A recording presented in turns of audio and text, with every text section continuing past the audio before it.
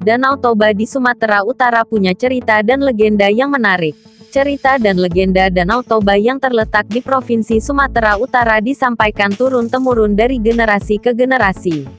Konon menurut legenda, Danau Toba terbentuk karena terbongkarnya rahasia seorang putri jelmaan ikan mas. Alkisah ada seorang petani muda bernama Toba yang sebagian besar waktunya dipakai untuk bercocok tanam di desanya. Namun, kadang-kadang juga Toba pergi memancing ikan untuk dijadikan lauk atau dijual. Suatu hari, Toba pergi mencari ikan. Dia sangat beruntung bisa menangkap seekor ikan mas yang cukup besar. Akan tetapi, Toba pun merasa ada sesuatu yang aneh pada ikan tersebut. Tak lama kemudian secara mengejutkan ikan tersebut berubah menjadi sosok perempuan dengan paras cantik jelita. Perempuan itu lalu menjelaskan kepada Toba dirinya adalah seorang putri yang dikutuk. Putri itu berterima kasih dapat terbebas karena pertolongan Toba dan bersedia menjadi istri dari Toba. Hanya saja, putri cantik itu memberi syarat yakni sebuah larangan membicarakan asal-usul sang putri. Mereka berdua akhirnya menikah dan memiliki seorang anak bernama Samosir. Sayangnya, Samosir tumbuh menjadi anak yang sedikit nakal dan memiliki nafsu makan yang besar. Sang ayah yang kelaparan terkejut melihat makanannya telah sedikit. Toba merasa sangat marah akan kelakuan Samosir dan melupakan janji pada istrinya.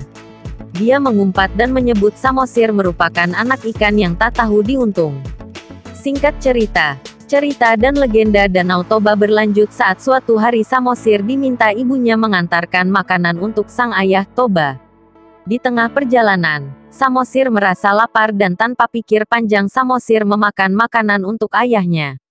Samosir sangat sedih dan berlari pulang memeluk dan mengadu pada ibunya. Seketika itu akhirnya terjadi bencana karena Toba telah melanggar sumpahnya. Sang putri dan Samosir sekejap menghilang dan keluarlah semburan air dengan derasnya dari tempat menghilangnya mereka. Semburan air itu akhirnya memenuhi lembah yang dihuni Toba dan berakhir menjadi sebuah danau raksasa. Akhirnya danau tersebut dinamakan Danau Toba, dan muncul pulau di tengah-tengah danau dengan nama Pulau Samosir. Cerita dan legenda Danau Toba ini selalu mengemuka saat terjadi peristiwa naas atau bencana di daerah tersebut. Masyarakat sekitar Danau Toba banyak yang percaya bahwa menangkap ikan mas berukuran besar akan menimbulkan bencana.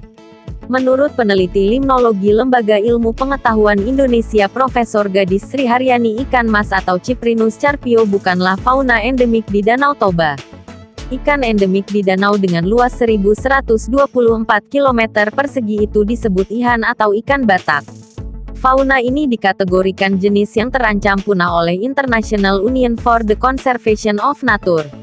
Lalu bagaimana penjelasan ilmiah soal terbentuknya Danau Toba?